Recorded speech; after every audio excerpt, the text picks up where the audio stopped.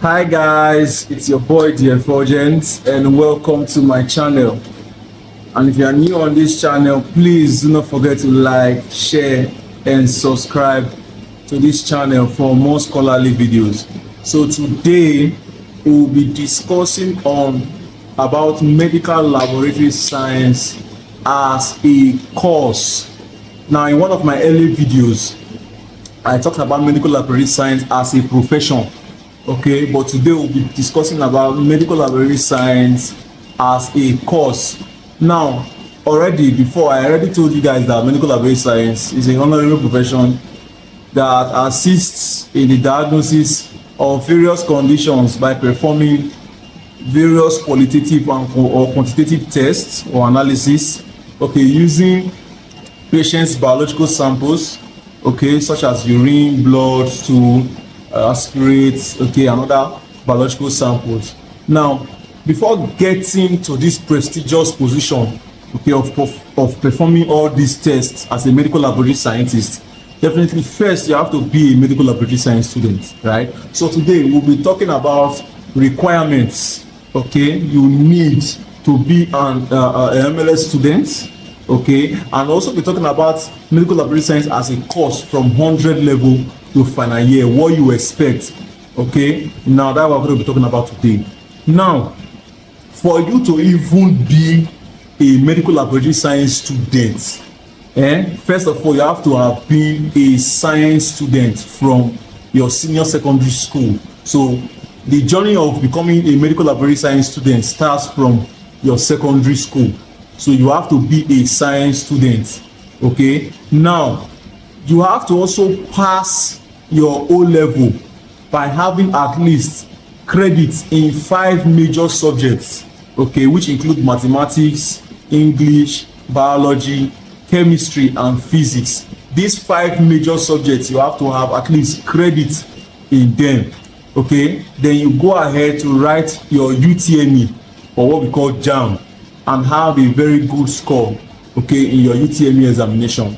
Then some institutions write post UTME while some don't. Every university or institution have their criteria they use in admitting students into various courses, and medical laboratory science is one of them. So various institutions, various universities have their different criteria they use in admitting students into the medical laboratory science course, okay. Now when you get admitted, you become a 100 level student. Now in your 100 level, though what is showing in your admission letter is medical laboratory science, yes, but in your 100 level you are still just a general science student, because what you will be doing at a 100 level are general science courses. You'll be doing physics, you'll be doing chemistry, you'll be doing biology, which can come in AEB or botany. Then you'll be doing some general studies courses, GST courses, okay. You'll be doing that. Now the progression from 100 level to 200 level must be without carryover. So which means that you must not have carryover when you are moving, or before you can move from 100 level to 200 level. So the medical laboratory science course is a very tight one. It's a very tight one. So the more you have carryovers, the more you might not even move to the next level, okay. Now moving to 200 level, you will be introduced to what we call basic medical courses, such as physiology, anatomy, biochemistry. Then you also do introduction to medical laboratory science, okay, in your 200 level, okay. Now the procession from 200 level to 300 level actually comes with no carryover. You must not have carryover. Now in your 300 level, okay, you would now be introduced to your core courses. Now please take note that your 100 level and 200 level, they are your preclinical year or your preclinical classes, okay. Your preclinical classes, your 100 level and 200 level, they are what we call preclinical classes. Now from 300 level and above, 300 level to final year, they are the clinical classes. Now in your 300 level, like I already said, you'll be introduced to core MLS courses. you start doing medical microbiology, you start doing histopathology, you start doing hematology and blood transfusion science, you start doing clinical chemistry, okay, and you start going for clinical laboratory postings in healthcare institutions, in hospitals, so that you could actually gain more experience and knowledge. Most of the things they teach you theoretically, you get to see them practically. That's why we go for your clinical laboratory postings. Now, moving from 300 level to 400 level, of which you must not be having carryovers. Okay. Now, 400 level, 400 level as a year, to me, this is my own personal assumption or opinion. Okay. To me, 400 level is the most tedious level in medical laboratory science. Okay, that's my take on that. 400 level is one of the most tedious level in medical laboratory science. Okay, in 400 level, it's like a lot of things are happening at the same time. In 400 level, they want to bombard you. They want to make sure that you know everything, like you have a grasp of everything, because you're going to specialize in 500 level. So in 400 level, they want to make sure that you have a grasp of everything. Okay, so a lot of things will be happening at the same time. You'll be having classes, you'll be having assignments, you'll be having reports. A lot of things will be going on at the same time. And definitely you have to make sure that you are someone that could manage tension. Okay, you are someone that could actually multitask. That's the word. Someone that could actually multitask in order to survive your 400 level. Now, at the end of 400 level, first and second semester exams. Okay. Now, students that are successful without carryovers, okay, are made to write what we call first professional exams. First professional exams. It's actually an exam that is actually organized by the Medical Laboratory Science Council of Nigeria. Okay, called the First Professional Council exam. Now, the 400 level students are made to actually write this exam. Now, in this exam, you answer questions from all the areas: clinical chemistry, medical microbiology, histopathology, hematology, and blood transfusion science. And that exam is divided into 4 parts. Multiple choice questions. You do multiple choice questions. You do what we call steeplechase. Okay, do what we call steeplechase, where maybe an instrument. Okay, an instrument is placed on the table. Then questions are attached to that instrument, where you get to write the answers to those questions in less than, let's say, 15 seconds. In less than 15 seconds. So, for example, they will place maybe a sample container on the table, and the questions could be number 1, identify this sample container. Then list 5 tests that this sample container can be used for. They will ask you state the principle of this sample container, and you expect to do that in like 10 to 15 seconds. Okay, and there's a bell that rings that makes you go over to the next instrument. Okay, nobody talks to you, you just move. Okay, now that's steeplechase. Then in that first professional exam, you also be doing what we call hands-on practical. Okay, you get biological samples, or you'll be given biological samples, okay, from the 4 areas, and you'll be expected to be done, or to finish those questions, okay, in 3 hours. In 3 hours. Okay, so all your reporting, all your reading of your spec, everything, your viewing of microscope, everything you'll be doing both practicals and reporting at the same time, and you must ensure that you are done within 3 hours. That's hands-on. Then the 4th part is viva. Okay, where you are a group of panel or a group of lecturers. You may know some, may not know some. It could be internal, it could be external. Okay, they ask you questions they feel you should know. They ask you questions they feel you should know. They will even ask you questions that you may not know.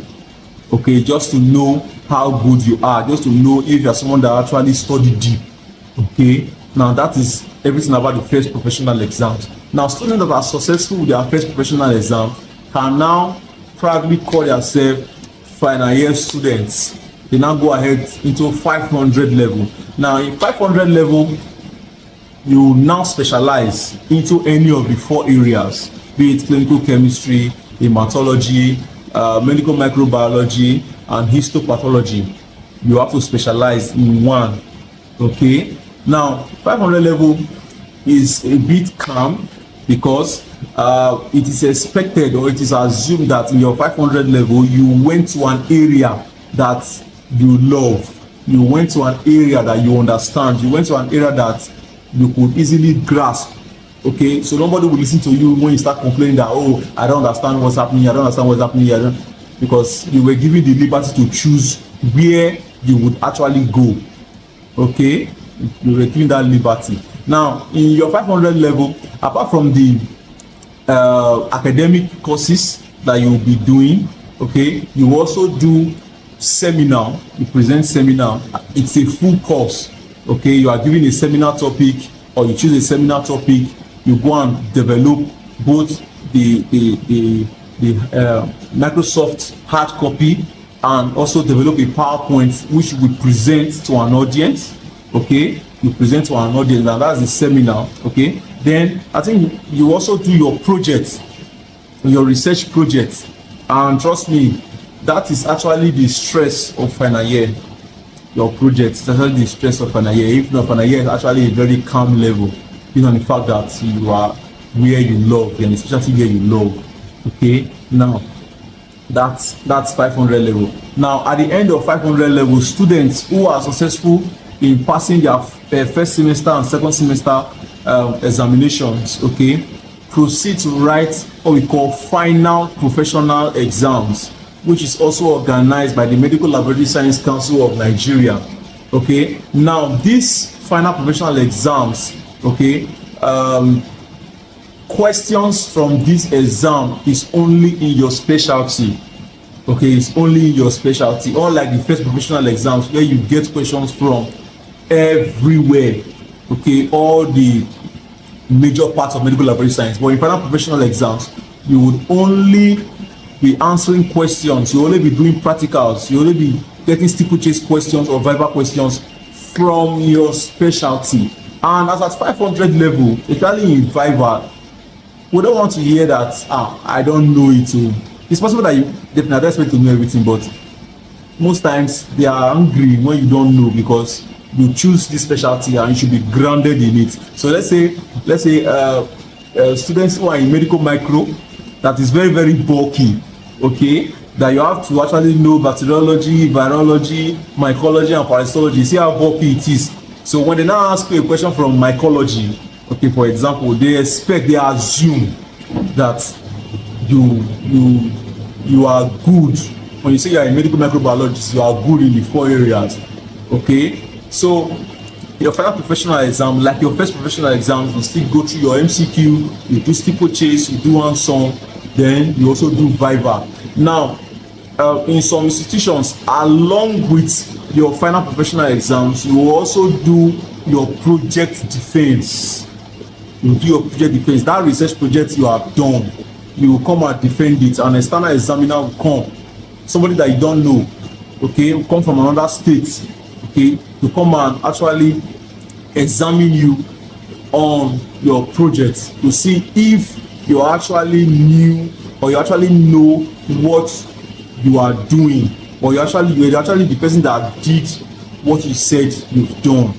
Now that's everything about project defense. You should be able to defend what you said you researched about. Okay, you able to do that. Now when you pass your final professional exams, the next thing is induction. Okay, induction. You will be inducted by the Medical Laboratory Science Council of Nigeria into the prestigious, okay, profession of medical laboratory science. Okay, so on that day, giving gowns, it looks like convocation, a lot of things are done on that day. There are prize and award giving the President Award giving day, but the major thing in that occasion is the swearing of the oath, okay, which is administered by a representative of the council. Now, immediately you swear that oath, you are transformed from a medical laboratory science student to a medical laboratory scientist.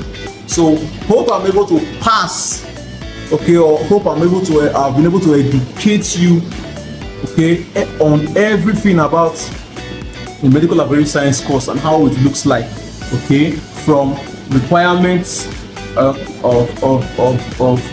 being a medical laboratory science student till a medical laboratory science student's induction, okay, which will not transform him or her to a medical laboratory scientist. Okay, thank you very much for listening. Please don't forget to like, share, and subscribe, okay, for more scholarly videos. Thank you very much.